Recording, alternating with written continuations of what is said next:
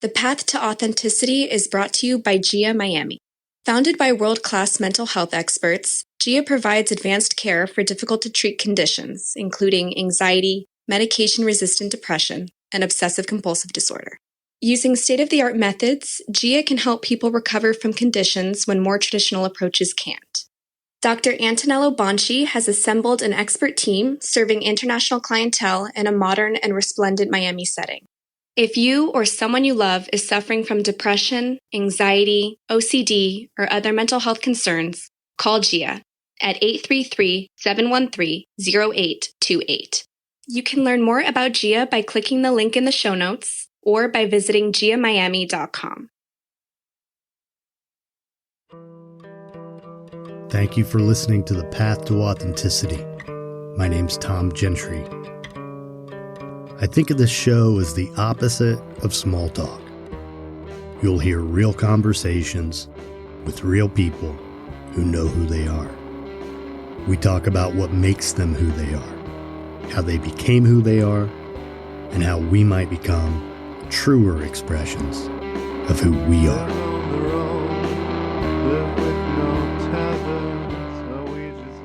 I'm Jackie Shannon Hollis, and this is The Path to Authenticity.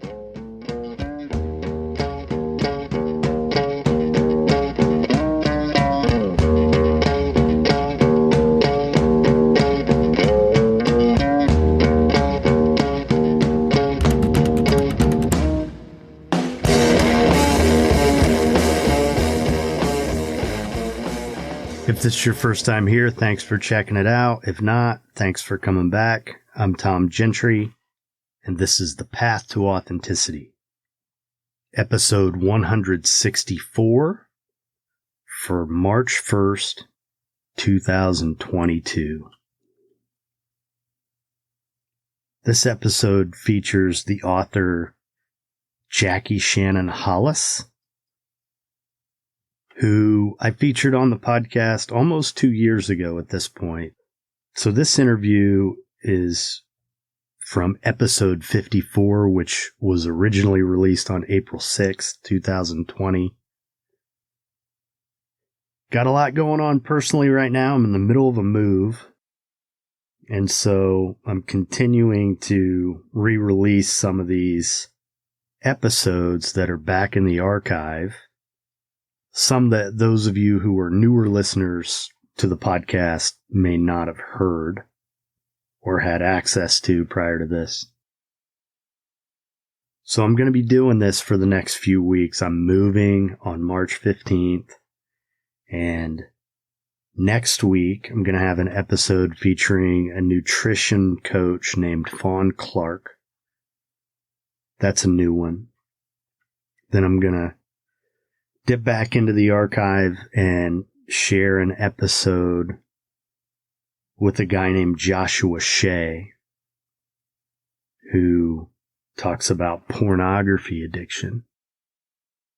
And that was a well-received episode that, again, is back in the archive. And after that, I'm going to do an episode with Dr. Antonello Bonci, who is the medical director of GIA Miami, the sponsor of the podcast. So anyway, I appreciate you guys listening, and I'll get back to doing new episodes every week soon here. By April, I should be settled into my new home and have a new little recording studio set up. The sound will be better. One of the things about this episode is, you know, it's not the sound quality that I'm producing these days. So you can hear a little bit of breath and a lot, actually, compared to what I'm doing now. And the recording equipment I have now is much better. But nonetheless, the content I feel like is strong. So I hope you guys enjoy it. Jackie's fantastic. And she's also going to be the person I interview for the first episode of 20 Questions, which is going to be coming out in the next couple weeks. Looking for a sponsor for that podcast. So Anyway, I hope you enjoy it. Here you go. Jackie Shannon Hollis.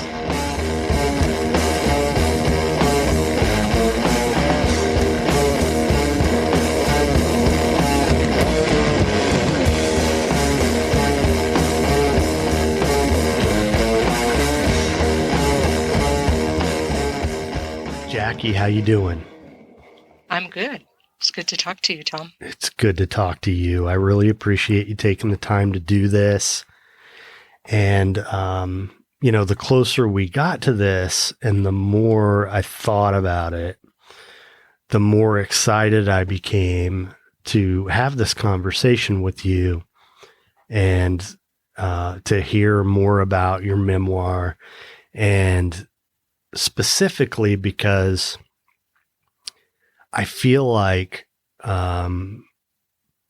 obviously I'm not a woman, so I don't know what it feels like to be a woman, but I know a lot. I have 5 sisters, and I've seen many women struggle with that decision of whether or not to become a parent, or am I going to choose between a career and a family? And, that is, it's such a emotionally loaded sort of scenario that women go through. And it has to be extraordinarily difficult unless you're just absolutely sure what you want. And it either is the career or it is to be the mother. But if you're kind of in between, or you want both, it's just tough to navigate. Mm-hmm. And so, for some people who, by way of infertility are, dealing with it from that side too, they know what they want, but can't have it. Yeah. So, and, there are aspects of grief on all sides. There are women who maybe they become pregnant unintentionally at a young age, and they're grieving what might have been if they didn't become a mother so young. And then, that's interesting. I think, when you think, thinking about it in that way, there is grief on all sides. Mm-hmm.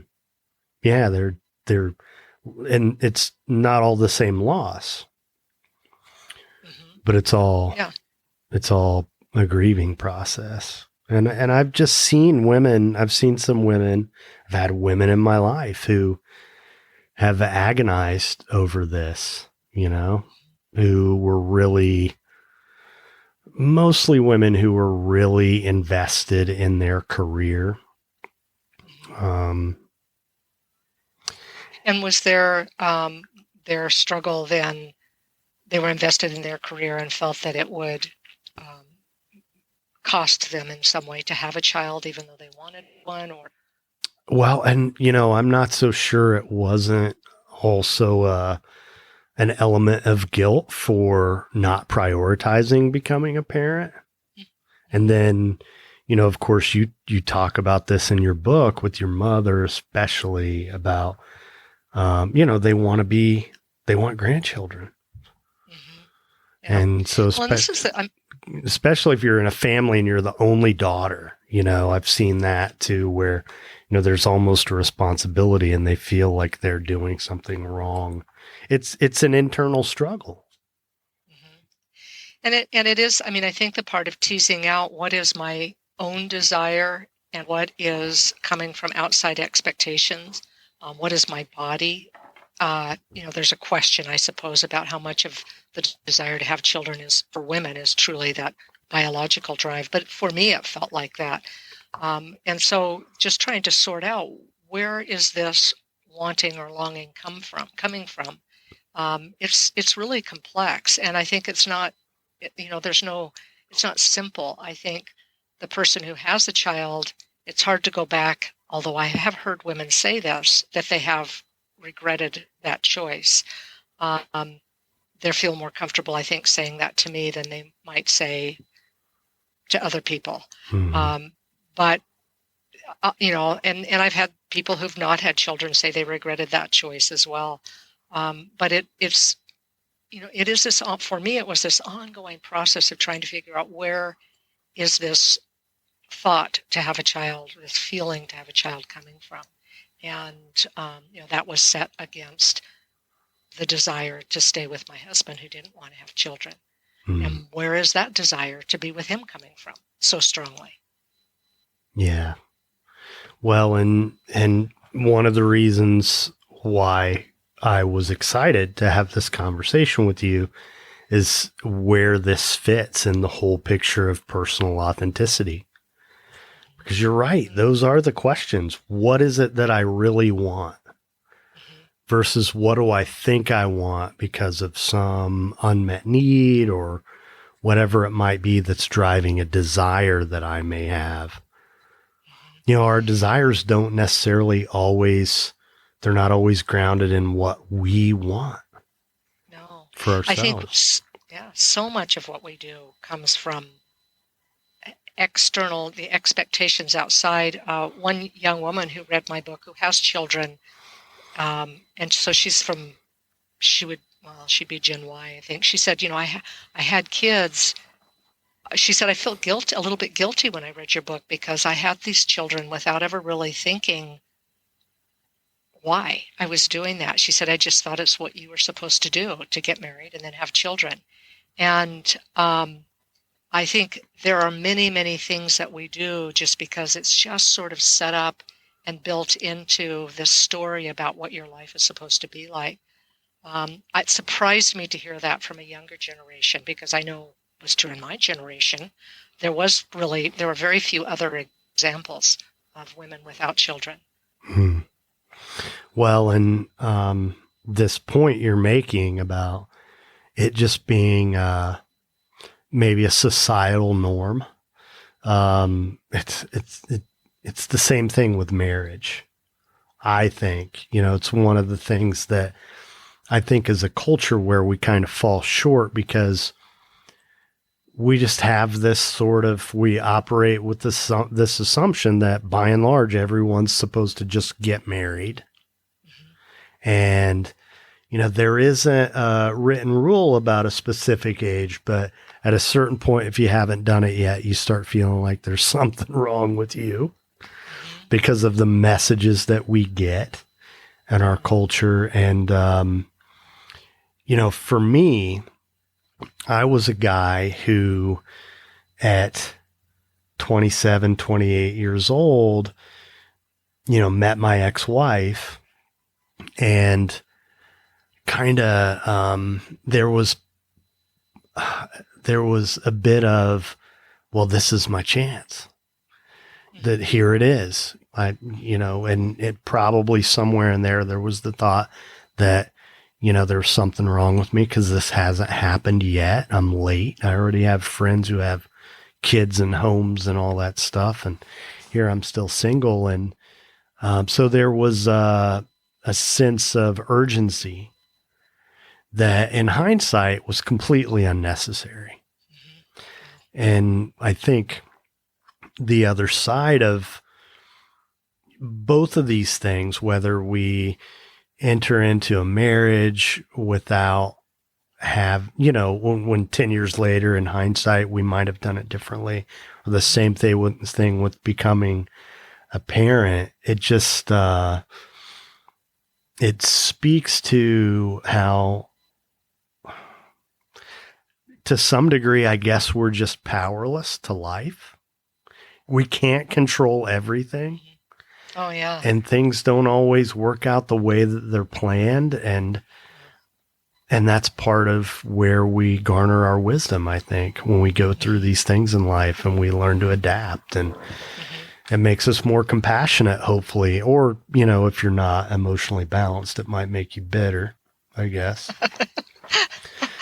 Yeah. And I mean, I think, that it's one of the pleasures for me of growing up and growing older is just having that perspective over time of being able to see this sort of the idea of the weather comes in and the weather goes out, and looking back at things, at decisions I've made and thinking, that's interesting that I did that. Wouldn't choose that now. But also just knowing, that things change, we change. I mean, think over a decade how much a person can change, particularly the ages from the 20s, I think, is a huge time of change. And I think that kids in their early 20s are so definite about this is how life is and how it will be. And then by 30, they have a different story about their life. Yeah. Yeah. That was probably my most difficult decade. I mean, not in terms of things that were happening, but just not knowing who I was. Yeah. It's a tough time because you're kind of an adult, but you really don't know what's going on yet. Yeah. You're trying, It's tough stuff. It really is. Yeah. Yeah. So tell me a little bit about your book and how you came to write it. I guess if you read it, which, I've read a portion of it, it's sort of self-explanatory, but for the person who knows nothing about it, what would you say? Well, the book is about being raised as someone who, in a generation, a family, rural Eastern Oregon family, where everyone I knew, all the women I knew in the small town I grew up in were mothers, and I thought that I would be too someday. It was a thing I just never questioned. And I went through a number of relationships. I married, I divorced, and didn't yet have a child. And then I began to really question whether that was, why is it that I'm just heading in that direction, the idea that I want to have a child. And around that time, I met my husband, Bill. I was about 28, and he was a man who did not want children. And I was really at a point where I thought, I think my life will be okay without children. And then as the book opens, shortly after we married, I found out from my mother about her great disappointment about me not having children and her fear that I would end up being a bitter, lonely old woman.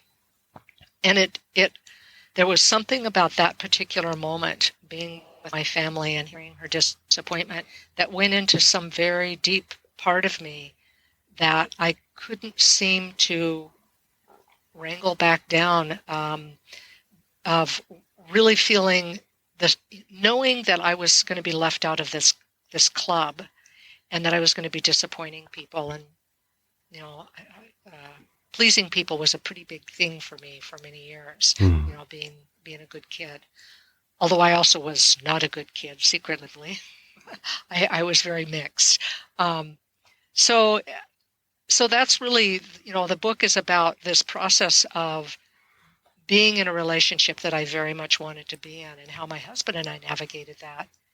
And then also how it sent me on quite an exploration of, if you don't have this one thing that you think you want, how do I live this life? What kind of life do I want? And how do I make peace with this particular longing? And that's the journey of the book. In a lot of ways, it is about being childless and about sort of the experience of childlessness, but it's also, that's sort of the hat of meaning that it's hung on, but it's really about this, identity and search for self, and about relationship. All kinds of relationships, mother and daughter, sister, friend, and then my relationship with my husband. Not as to well mention, as my relationship with myself. Right. Which is, where all the rest of them source from. Right. Yeah. Well, I really admire, in listening to you read the book. I want to say it's really hard, I think, to write about oneself in a way that's so transparent and articulate and also very simple and clear. That's what I got. I got clarity, which I really admired, the fact that you could express all these ideas about yourself and your thoughts and your emotions. And, just one line that I wrote down that struck me, and I had a similar thought and experience at one point in my life. I didn't know that the first hot breathlessness wasn't love. Yeah. Yeah. That is such a powerful statement. And it goes back to this idea of we just don't know what we don't know. Yeah. And age and time and the process of living life, we hopefully gain wisdom from that. But, there's not really any way to figure that out besides going through it, right? Going through it. Yeah. Yeah. Yeah. Because that hot breathlessness is pretty exciting, and we kind of want to stick around, Yeah. Although the ability to live with that really is sort of unrealistic to sustain, live with that sustained excitement. But I definitely thought that's what it was supposed to be like, and was raised on, literature of, the literature of romance and of romantic love. And really, it drove me for a long time, keep continuing to try to find that. And that when it went away, thinking, oh, well, then this isn't love. I don't love this person. Mm-hmm. Because the intensity doesn't exist or whatever. Yeah. Well, and I think that's another part of our culture where I think most of us have kind of bought into the fairy tale of how marriage is supposed to be, relationships are supposed to be, and we're not as grounded in reality as we could be. And if we were, we would probably be a lot more successful in our relationships, I think so. I mean, I think, that, because I think people walk around feeling somehow maybe disappointed in their relationship, like, oh, what happened to that early falling in love part, rather than sort of embracing the fact that I see you, this is who you are, and you see me, and we're still here together. I know when Bill and I got together, we both really understood that. We'd been through enough relationships by the time we met. And we'd also done sort of different kinds of studying. I had read these books called He, She, and We that really broke down what romantic, the concept, how romantic love was this thing that was sort of fed to us through various forms of media.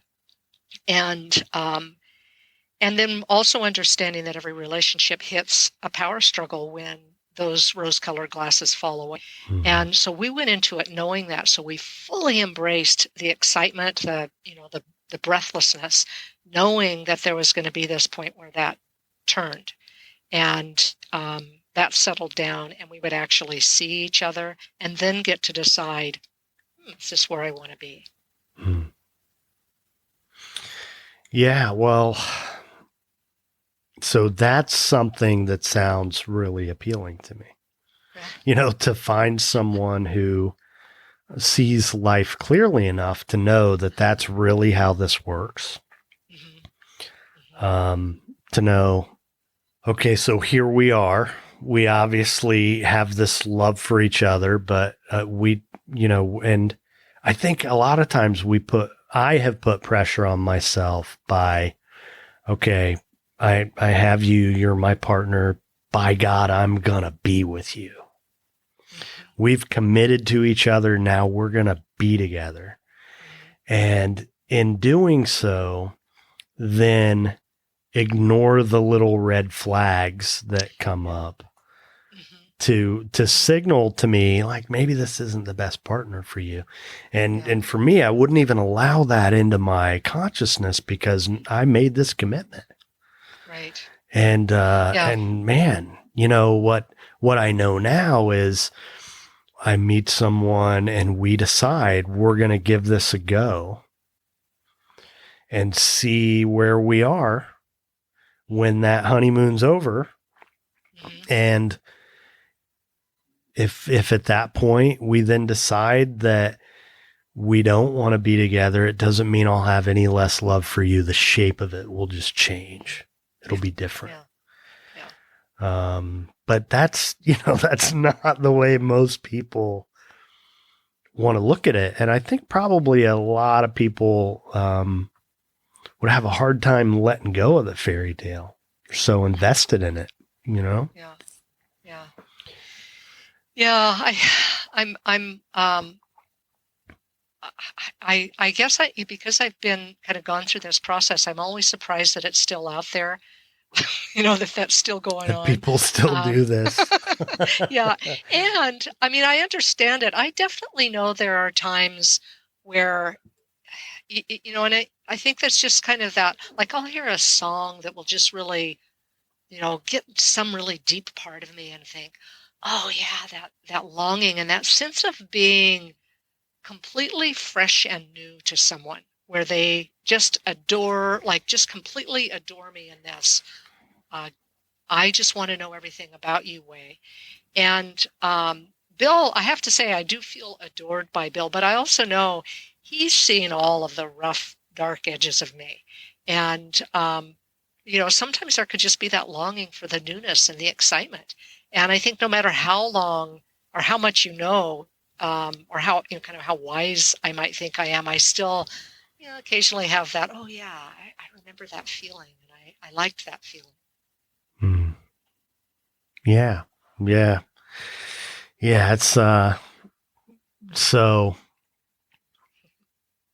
it really is interesting how these things are roles in romantic relationships, are relationship with the idea of parenting, just how deeply embedded they are in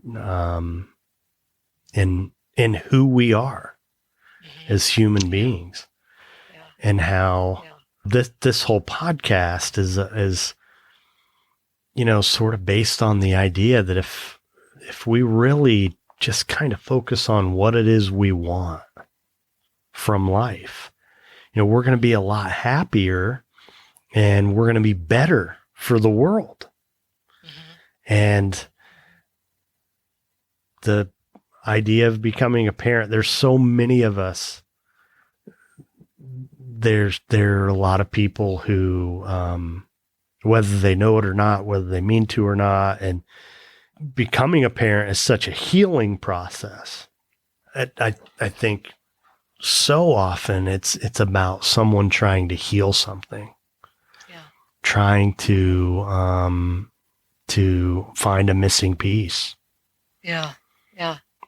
And I think, I think that's not necessarily a bad thing. I mean, I think that we're, in some ways parenting can be a kind of do-over if, for something that, we didn't get in ourselves, as long as we're not kind of trying to live through that child. But it is like, how can I give my child something I didn't have? And if it's a consciousness of, what is it that I didn't have?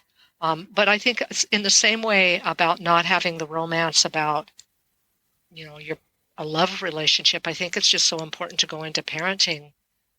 In fact, I think we have almost more of a romance with new parenthood. And yet I've talked to so many new parents who are having, zombies from the lack of sleep and feel that they've lost a sense of themselves in that.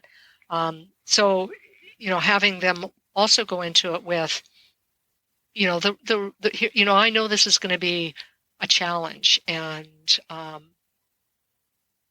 that, that there's a romance there to also be super conscious of. I certainly had a huge romance with the idea of motherhood. Even though I knew logically all of the other realities, I had been around so many people with children, and knew that it could be exhausting. When I would have my, nieces or nephews come stay, I felt that exhaustion, and felt the luxury of being able to, at the end of the weekend, wave goodbye. Right. Yeah, that's a big deal. That's a big deal. But, there is also, we get sucked into these fantasies of what our relationships with our children are going to be like. The imagery of what that's going to look like. And, there was, I love baseball, and a lot of my childhood, my happiest moments in childhood were on the baseball diamond. And so, I always figured I'd have a little boy, man, I'm going to teach him how to play baseball. We're going to play catch. I'm going to be able to. And, I have a 13-year-old boy who, athletically, he could probably do just about anything. I mean, he's not tall enough to dunk a basketball, but he's agile and athletic. But he was just never drawn to it. And, there was a time, I thought he would be. We signed him up for T-ball and all that. And I did the coach's training, and I was going to be a coach when he was a 4-year-old. And we went to one game, and, he just wasn't into it. And, he had his reasons. He wanted to be home with his sisters, and, he was a little shy about going out and putting himself out there in that way at that age. But it was a quick learning experience for me that the bottom line is it's not about me. Yeah. And that's the thing that I think a lot of people forget. And I have to remind myself sometimes as a dad, someone said to me one time, they're not our kids, they're God's kids. Yeah. And we're here. I heard someone say that too. I think it's a really nice reminder. Yeah. I'm curious, Tom, what, when I think about this, because I think a lot of parents go through that struggle that, regardless of how conscious or aware you are, you have sort of these expectations of an experience you're going to share with your child. And so given that, say he didn't want to play baseball, what do you think the experience you were looking for? That's a question I would be like, what was the experience that I was hoping to have with my child in that? And what other ways am I getting that?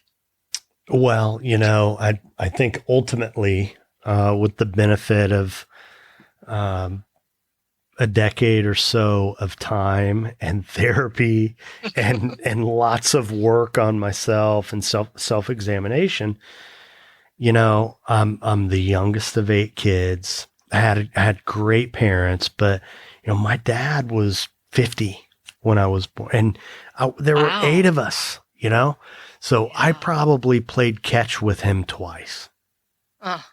And so when I learned how to fish, it was another kid's dad who taught me how to fish. And I found other people, neighbors and other people I had an older brother who I sought that sort of attention with. But, ultimately, I think the honest, real truth is that, that was what I was trying to resolve, that I wanted to be the kind of dad for a child that I didn't get to have. And, the good news is, I have been. It just didn't look like I thought it was going to look. I mean, and not that, and none of that takes away from how I feel about my dad or what a great dad he was. I mean, there's no blame or anything like that. It just is what it is. But it has ultimately made me a better dad, probably. Because I made a point to be present. And, but they're kids. They don't always appreciate that either. I mean, it's like, No, they're still no. kids, I have a nephew that I hang out with once a week who's 8 now, well, almost 8. And it's a constant process for me of letting go of my idea of how this time should be, and figuring, and looking at my own expectations, and then letting go of those, because then I get to be surprised about whatever happens. Yes. Yeah. Well, and see, for me, the added element to it is I have a responsibility to raise this, so to make sure that the homework gets done, and that I teach him this and that. And, what I've, a lesson that I've learned recently is that, sometimes I just need to take a breath and just enjoy being with my son. Yeah. And not worry about all the other stuff. Mm-hmm. Just relax. Yeah. Which can be hard for me to do. And it can be especially hard for us to do that when, there's so many emotional implications.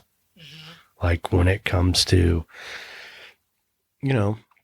filling that need that unmet need. I will say that I've learned more about myself by becoming a dad, probably, than any other way. Yeah. Yeah. And, the thing for me, I totally get that. And I think that I bet most parents would say that. What's interesting for me is I think I learned more about myself, grew more than I may have, or in a different way at least, but by not becoming a parent, mm-hmm. by pursuing this different path that pushed me in some ways that, so I really get like what people come up against as parents, and how you have to sort of face yourself all of the time, and face in some way the awareness that no matter what, I'm gonna screw this up in one way or another. My kid's gonna have a resentment against me, but as a non-parent, there are so many things that I've come up against, just in choosing something different, and having to kind of not be part of the regular crowd of parents. Yeah. So that's been difficult socially? Well, more than anything? I would say it's socially I'm pretty comfortable with kind of all kinds of people, and I've been around a lot of people who've had kids. So not so much, I haven't ever really felt excluded in any overt way. But I also think that I worked really hard to fit in with the parenting crowd, because I knew a lot about babies, and so I was able to go to a baby shower or be with a group of people and of women who were talking about their kids, and to just be like, well, you know what, this is what the conversation is going to be like, and I can either be resentful about that or feel left out, or I can join the conversation. Mm-hmm. And so it wasn't really, I wouldn't say hard. There were times where it seemed one-dimensional, when that was all of the conversation. And I think when people have young children, it can be all of the conversation. And so, I don't think I lacked socially in any way, but I don't think I was excluded from anything, because I wasn't someone who was bitter in any overt way about my childlessness. I think people who have children can also often be pretty unaware of what people who don't have children might be dealing with, particularly people who are childless by infertility. Are often those, that group of people are often really suffering and feeling very alone in that, because everyone else is celebrating motherhood, and this woman is not getting to have that, and she really wanted to. Yeah. Back to the So, loss. yeah. There is the loss in that. I think the thing about loss or grief is, I think no matter what we choose, whatever kind of life there is, that we're not choosing something else. I mean, I once thought that I would, was really interested in doing deep sea diving. I didn't do that in my life, Mm-hmm. or whatever. I mean, there's so many possible lives we can live. Mm-hmm. And by saying yes to one, we're saying no to 100 others. But for me, it's about really saying, this is the one that I want to be in. This is the one I'm choosing, and sort of imagining those other parallel lives going on without me being fully in them. Well, I can imagine, the years that I've spent, raising my son, and, the attention that demands, especially when they're really little. Because, like, a lot of times those conversations are really difficult to have because you get a few words in and then here they are again. And then there are no conversations. When I think about that time, what else could I have done with that time? I could have pursued a academic career of some kind, or I could have, there are any number of things that could have happened. And I think, one of the traps as a culture that we fall in is, if you're not a parent, then that's something that's missing, something you're missing out on, when in reality, maybe you got to do something really, really great because of how you invested that resource of your time. Yeah. Because it is demanding to be a parent. And so I hear you when you say that you went in another direction and all of that, you invested that in something else. Yeah. And I think this idea, I really do think that there is, it's you'd call it pro-natalist, society that we're in, and the idea that parenting is the ultimate joy. And I do not dispute at all that it's an incredible joy. I see that. It's a lot of work too. And yet, but the idea sort of there's something to be pitied or something sad, or that people don't have children are selfish. All of these things those are the things that I felt kind of the biggest struggle about, was just the kinds of judgments. She couldn't have children, or she didn't want children, and the kind of the loading on of judgment about that. What kind of person is that? Because somehow we have this narrow band that, want to be a mother is really the only way for a woman to be. And I know, there's a large group of child-free people, women who are never wanted children and are very clear about it and are having a stronger voice now about right. Yeah. Yeah, we are seeing that more and more, but that judgment that you're talking about, that's something that I was going to ask you about, because, I'm a single guy at this point.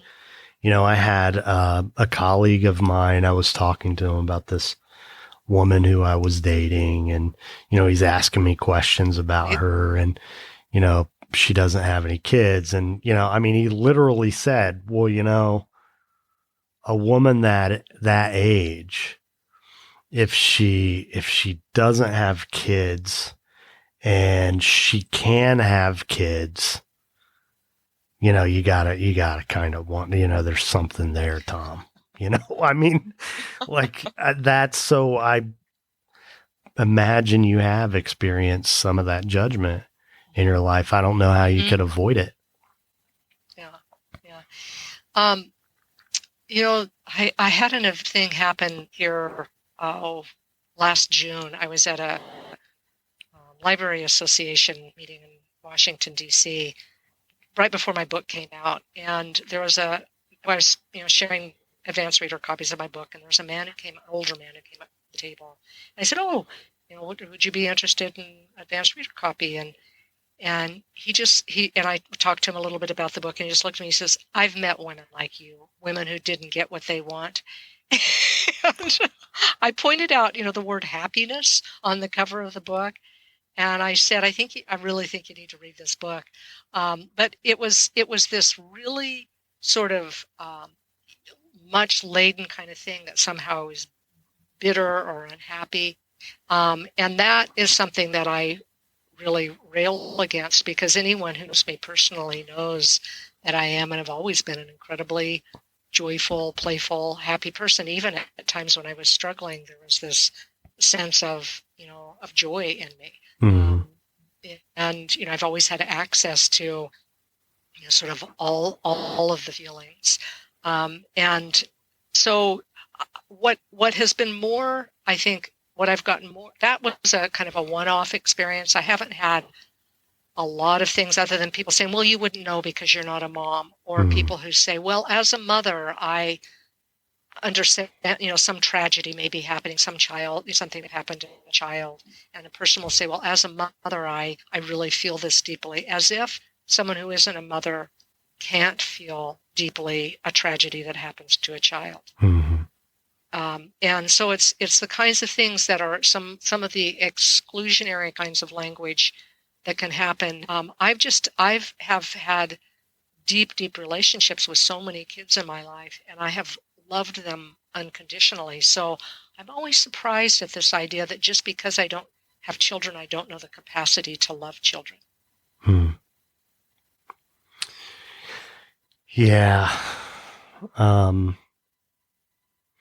that's something that you hear a lot before you become a parent from other people about. It's like this brand of love that you don't get to experience unless you become a parent.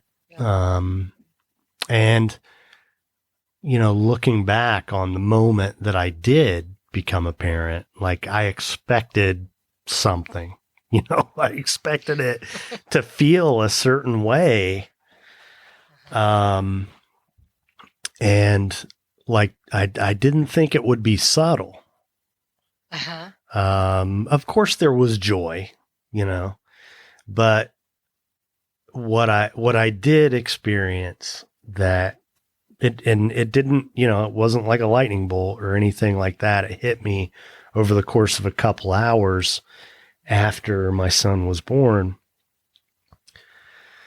It wasn't this overpowering feeling of love as much as, of course, that was there, but not in the dramatic way that you would think, the way people present it to you before you. I mean, well, you'll just never know until you become a parent. That type of talking down your nose sort of statement. Yeah. But what I did experience is a sense of completion. That's interesting. Yeah. Yeah. Like if I died now, like I did something. And it was the first time I ever really felt that. Yeah. And I wonder if that's even that sort of deep sense of, of procreating, I think we are still animals, and that need to, on a deeply unconscious level, it's got to feel quite complete too. Yeah. On an instinctive level. Yeah. But I also, I think, and because I have heard that, and a lot, and I think that we are fed this idea, the movie births of, the immediate love that happens. I think some people do feel that, but I think a lot of people, it's so much more of a slow burn. I know a lot of men who don't really fall in love with their children until they become more relational. The infants, they don't have that as deep a connection. It takes a while for that, that to build. And I also know there's, I really feel like, the relationship I've had with my husband is something that I don't think a lot of people have had the experience of. But it's so, it's also immeasurable. Yeah. How do you know? I mean, how do you measure love? Well, I know in terms of couples, there are just some guys you meet and the way that they talk about their wives or their partners, it's just different. It's entirely apparent that they're best friends. There is no cynicism or very little. And there's a sense of reverence that is observable. You can see it. And that's if I'm going to be with somebody, that's what I want. Yeah. But I think, if there's a way that it's supposed to be, that's probably the way that it's supposed to be. Yeah. Yeah. And a lot of us, I think, because we don't know who we are and we don't know what we want, we kind of settle. Mm-hmm. And, the next thing our lives became something like we never pictured that they would be. And, middle age sets in and this isn't what I wanted. So, and a lot of people do get bitter, I think. Mm-hmm. And so, and to me, that's where this, the cynicism on the part of men about their wives, to me, that's where that really comes from. Yeah. Yeah. Yeah. Because even having been divorced, I have seen some couples who have, my parents were an interesting example of this. They got married when they were 18 and 19, and pretty quickly had 4 kids and then a 5th one when they were in their early 30s. And my dad was an alcoholic and drank for a number of years. And, their relationship didn't look super great for a lot of years, but Dad was sober for the last 20 some years of his life. And it was such a pleasure to see how them find each other again.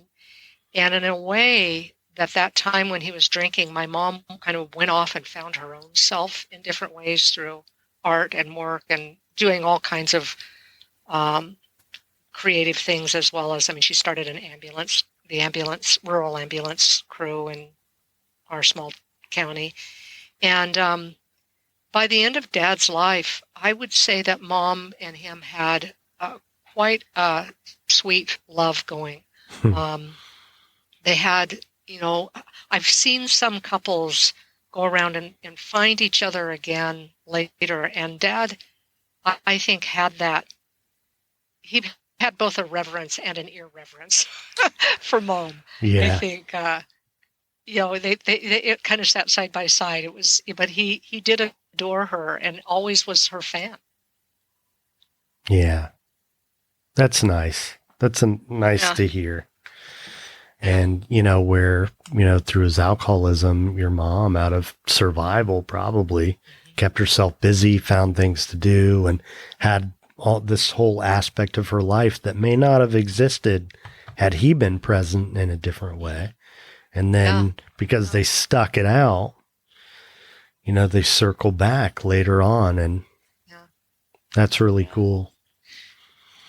Yeah, it was interesting to see, and as she never did Al-Anon, he never did AA, but they really did a lot of that process of recovering in different ways, because she basically said, "I'm staying, but I'm going to live my life. I'm not leaving," and she did that and stopped trying to change him. Yeah. Wow.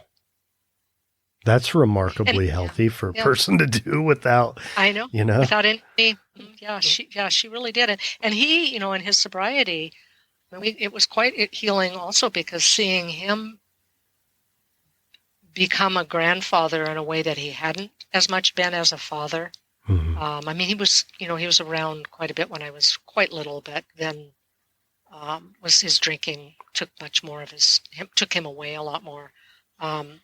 And so, but watching him as a grandfather, he had 7 grandkids, and he just adored those kids, and he showed up for everything.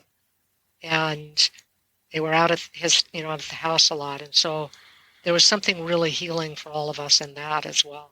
So sometimes I think sticking around, while it can be pretty rough along the way, it seemed to work out for them. Well, so this book, Jackie, if there's a particular audience who you had in mind when you wrote it, who was it? Well, I'd like to say everyone, but I would definitely say people who like to read a story of a journey to sort of searching for yourself and meaning, and people who are interested in relationships.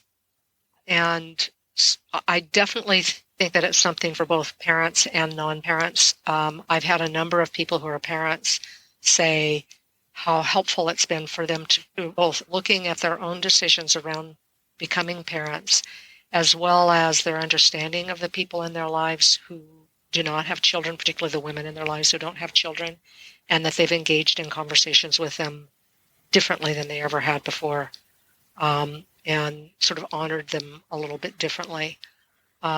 So I think people who are interested in self-examination, self-exploration, I think there'll be things in the book for them. And it's a story. I mean, there's I think it has a pretty good arc. I follow 3 threads. I also go into looking at trying to understand my husband by going back and looking at his own childhood and, what does that mean in terms of why he didn't want to have children. Mm-hmm. Yeah. So I'll tell you, so I found you on Instagram, in a post that Cheryl Strayed did. Yeah. So, and it was, I love her, first of all, know, and, but it was basically, you got to read these books, and I'm not just doing this because I don't do that. I only say that when I really mean it. And so there kind of, it had all this, but I thought, man, that's how I decided that I wanted to reach out to you. So how'd that happen?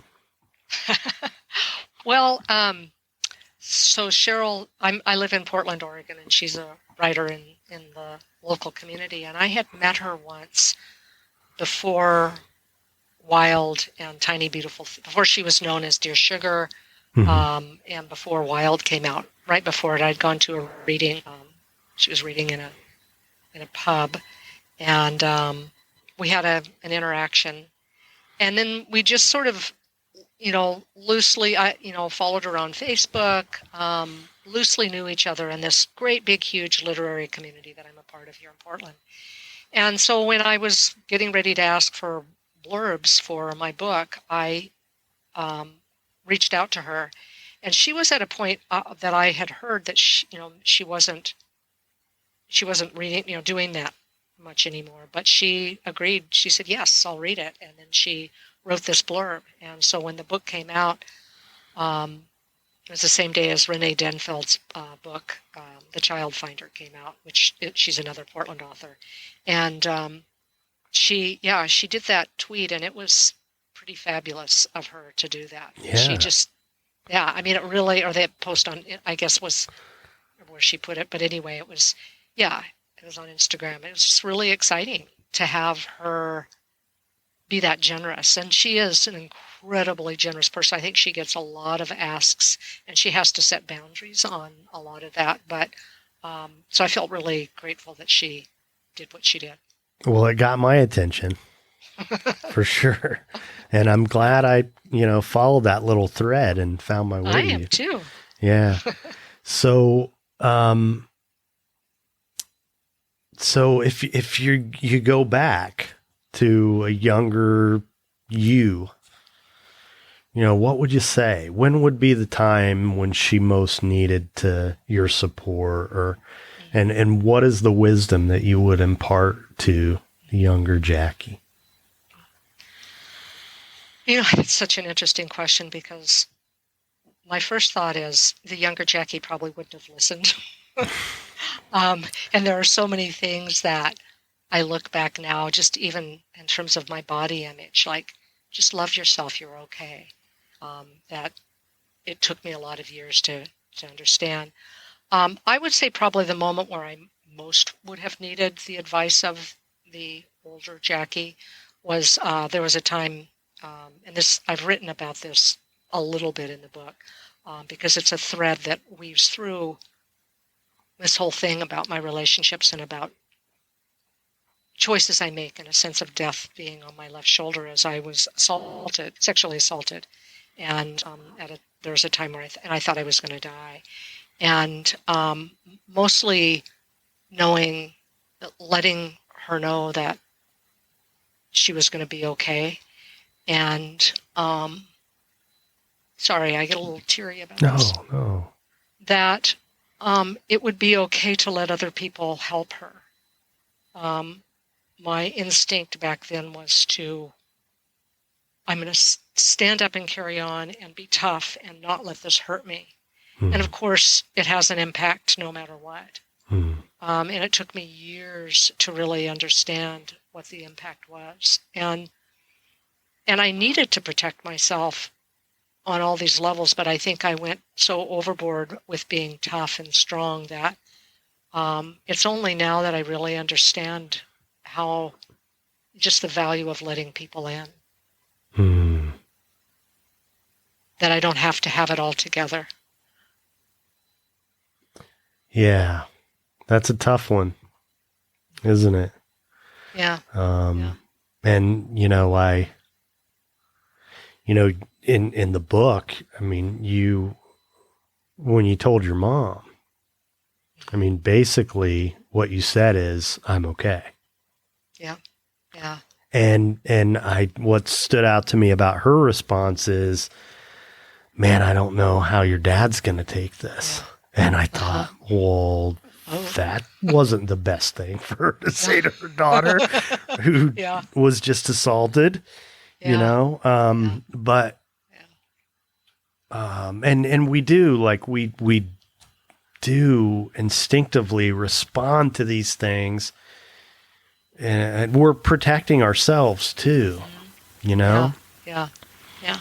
And that was the part that was hardest to understand, was that was so much, in a way, me protecting myself from how bad this was. Right. It's like, nope, I'm not going to let this be bad enough that I have to have help. Yeah. Yeah. Well, and it's another one of those examples where life happens, and not even necessarily the event, but the way that we respond to them, just our psyches protecting themselves, and then the process of I assume what you've had to do is experience those emotions that you repressed, because we do carry this stuff in our bodies, Yeah. And really, I mean, truly, it's been an unfolding over 40 years of having that happen. And, I think that's a thing that I find so fascinating, and is something that I do say to younger people, no matter what they're going through, is that you'll have an understanding of this now. You'll have an understanding of it in 3 years, and 5 years, and 10 years, whether it's, a death of someone, or an end of a relationship, or, an assault, whatever it is. I think that we keep taking it out and looking at it in different ways, whether we want to or not. It opens up, and if we're willing to just keep being interested in it, and create safe spaces to do that. Yeah. Well, I know for me, and safe spaces, and go to safe people too, the people we choose to talk to. Yeah. Yes.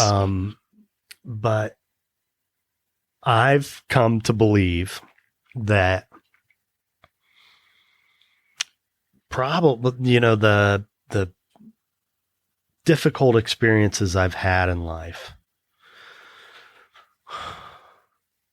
I've probably done more harm to myself by judging myself for being sad or upset or, because we have the feeling, and for me, oftentimes it was sadness, and then try to repress it, or just ignore it and live in an alternate reality.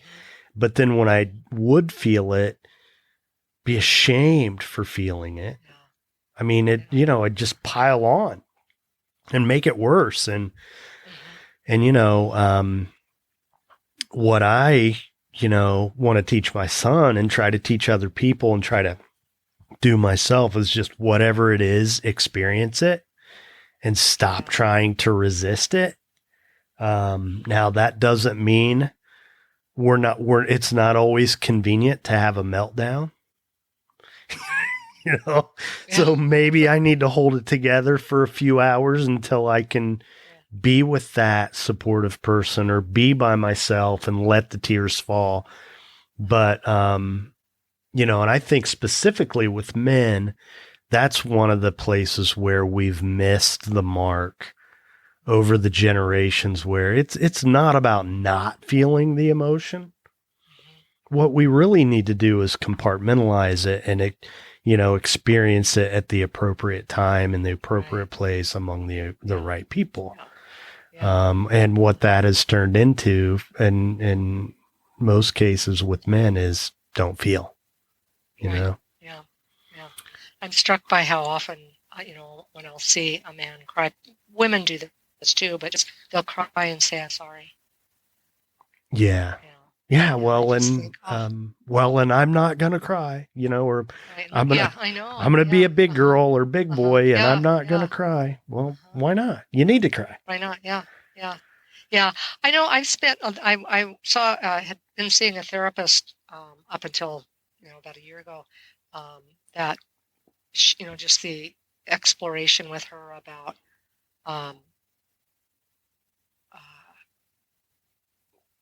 really just accepting whatever the feelings I have, because it's that immediate sense of jumping in and judging them versus, I feel, irritated right now, or I feel judgmental right now, or I feel, ashamed, whatever it is. But it's that desire to drive away, to just judge the feeling. And so it's been really powerful for me to just go, yep, I am feeling controlling right now. Or I'm being, whatever it is. Yeah, I am doing that, rather than denying what in fact I'm doing. Right. Well, it's a more mindful approach that, if you just observe it and not judge it, and, and it's more loving just to accept yourself, that we're not perfect. We are, we're not always, we're going to be rough around the edges. We're going to be shitty to people sometimes. And, so yeah. Well, this has been great.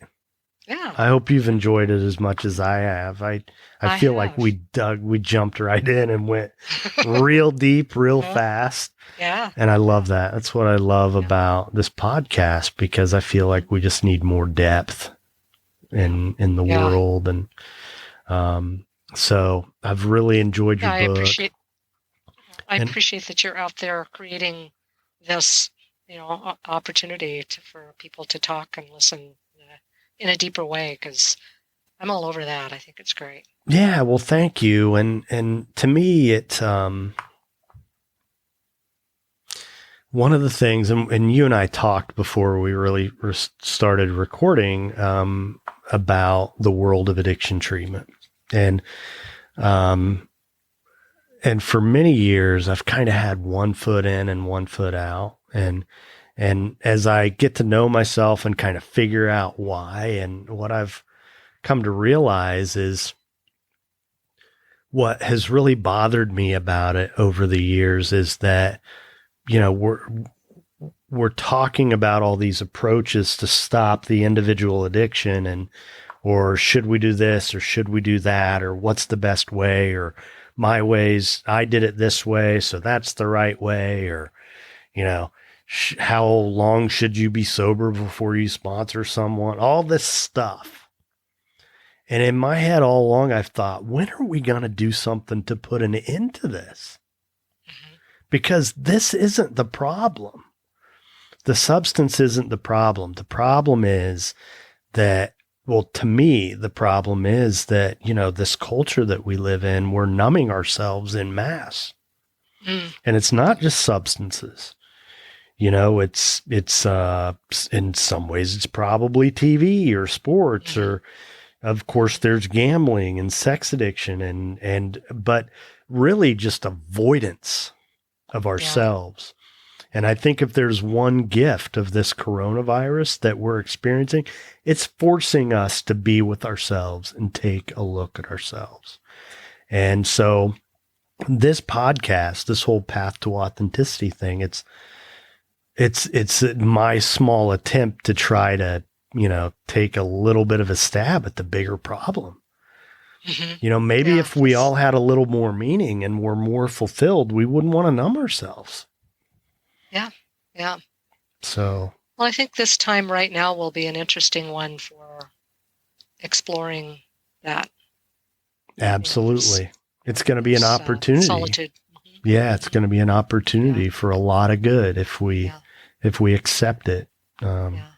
But Jackie, I really appreciate this. Thank you so much. And thanks, Tom. You're welcome. And if any of those other Portland authors out there who you think would want to be on the podcast, please let me know. Okay. I will. That's great.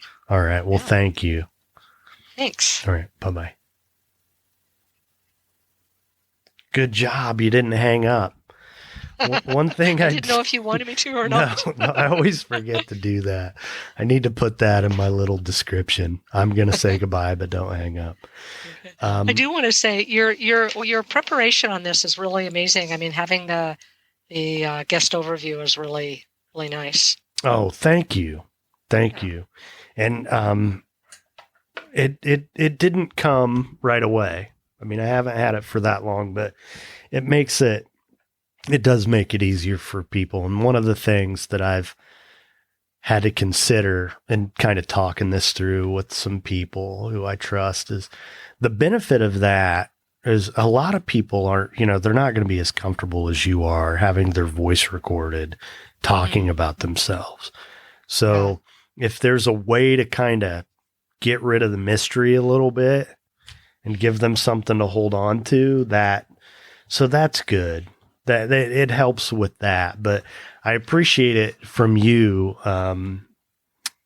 because you've done a podcast too. Yeah. Yes, that's right. Yeah. Yeah. Which I'm going to listen to. So, so that when I saw that, that's why she's got a headset and a microphone. Probably. Actually, I got that because my UV Zalco, who is the person whose original his podcast, I just jumped in on a couple seasons.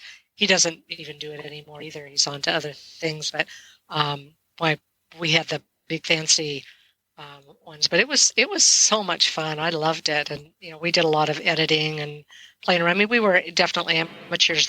We did 2 seasons, and I think the second one is even more compelling just because of, we follow this one couple, 3 people in a relationship. But it's pretty, it was fun. We had a good time. Yeah. And I've, this has been like kind of my path to authenticity too, because, I've always written, I've just never been one who felt like, so many people just feel like it's so difficult. And I think a lot of times it's just us people telling themselves that because in truth, we're really all writing all the time. I mean, every conversation, we're always composing something, stringing our thoughts together. Yeah. But, I think so. Yeah. And, I was on my high school radio station. I'll give you the abbreviated version of this. I always wanted to be in radio when I was a kid. I loved music and grew up where there was great morning radio. And, so we had this high school radio station. You could do it sophomore, junior, senior years. So I was on it my sophomore year, and I always took every journalism class that I could find. So I was in this journalism class also my sophomore year where it involved a lot of writing. And it was the teacher who was also the advisor for the school newspaper and yearbook. And he grabbed me by the arm one day. He saw me in the hallway and he pulled me into his classroom. And I said, "What are you doing?" He said, "You're going to be a sports writer." Well, no, I'm not. I'm going to be on the radio, And he hands me an application for the school newspaper. And I said, "No, I don't, I'm going to be on the radio station." And he said, "Well, as long as you're doing something in the media." So then, wow. So then that spring, the radio tower was struck by lightning. And by the next school year, they didn't have the money to replace it. So they didn't replace it. There was no radio station. So I ended up on the school newspaper, and it was this fantastic newspaper program at this high school. And he was really great. And he ended up helping me get a job at the local daily newspaper after high school. Yeah. That's awesome. Yeah. But I never really went back to radio. And then, I started doing this blog a little bit. I like writing memoir type personal essay stuff myself. And I started toying with that a little bit, and I knew I needed to get some content out. And I thought, well, I'm going to start writing about people, and maybe I'll write about artists. And I interviewed this artist a couple different times. I sat down with her and recorded the interview, and I kept telling myself, you got to write that. And months go by, and every now and then I'll think, man, I'm, feel bad about myself for not writing that yet. And at one point, I had this friend who said to me once, "Have you ever thought about doing a podcast?" And it took me a while to connect the dots, and I started to become open to that idea, but I didn't know what I would do with it. And then, I'm agonizing over, I should write this. And then finally it hit me. I don't want to write it. I want to talk. I want to have a conversation, So that's when it all kind of coalesced and came together. Wow. And I really enjoy it. I do. I like the impromptu nature of it.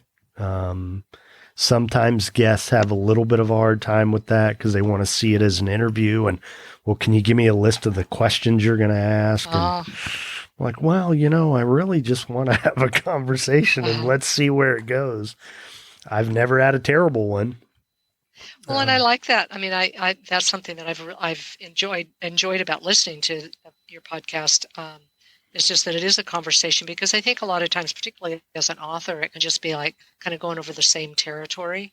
Mm-hmm. If there are, if it's just about the book, but if it's about sort of the bigger picture, I think it's more interesting. Yeah. Well, so I take it that's how you see this conversation. It was about the bigger picture. Yeah. Good. Then mission accomplished. Yeah. Well, thank you so much. Okay. Thanks, Tom. Thank you. Bye-bye.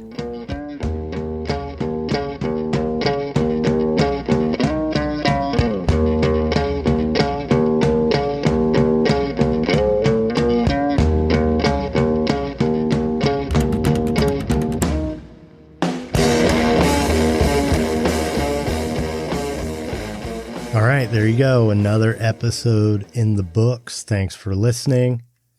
You can learn more about the show and this episode's guest at thepathtooauthenticity.com.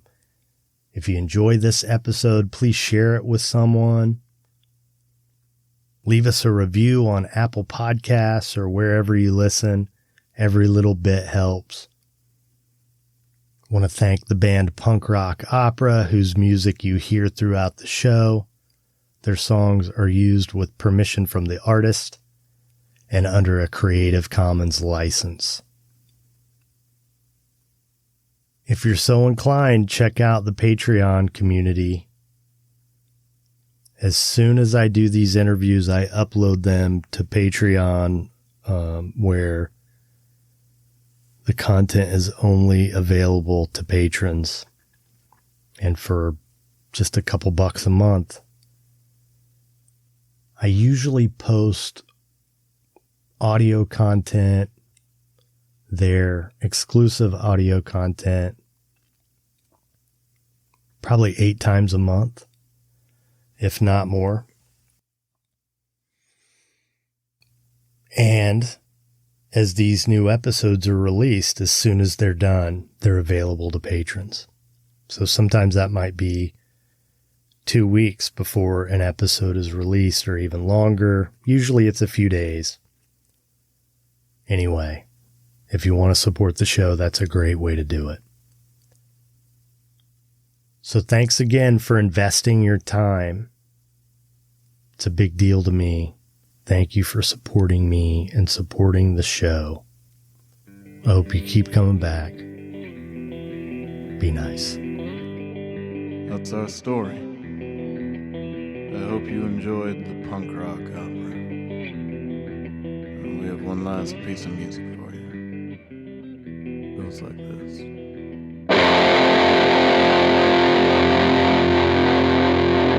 Okay, go.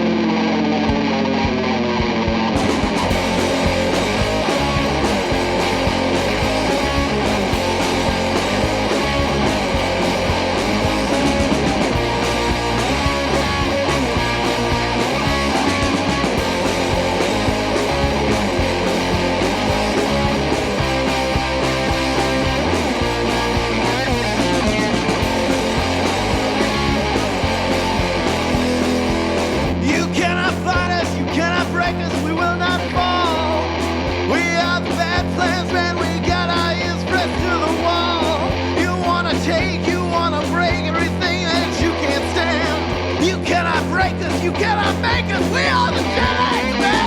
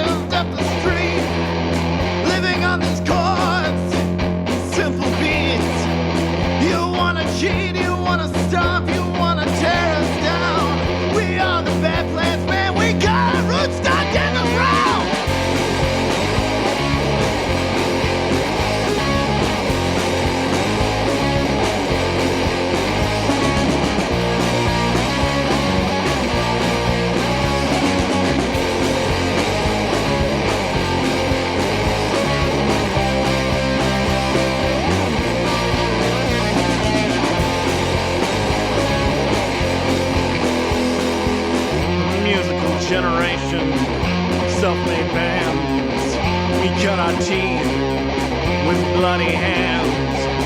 The rage has instilled in us, can feed a crowd, give them a rush.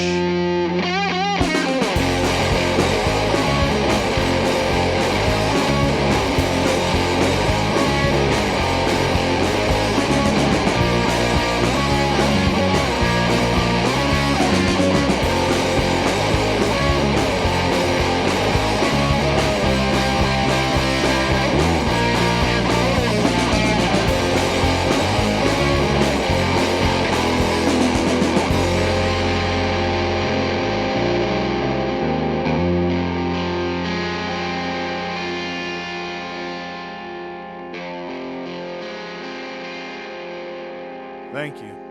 And good night.